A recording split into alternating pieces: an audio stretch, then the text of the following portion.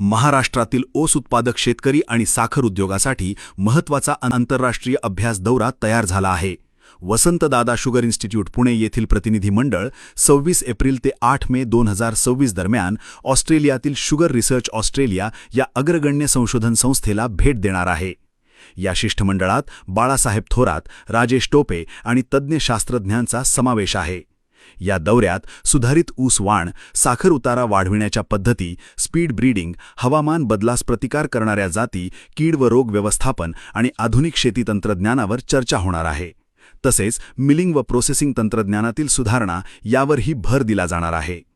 Vasantdada sugar institute आणि sugar research Australia यांच्यात सामंजस्य करार होण्याची शक्यता असून यामुळे संयुक्त संशोधन, तंत्रज्ञान देवाणघेवाण आणि शास्त्रज्ञांचे प्रशिक्षण शक्य होईल.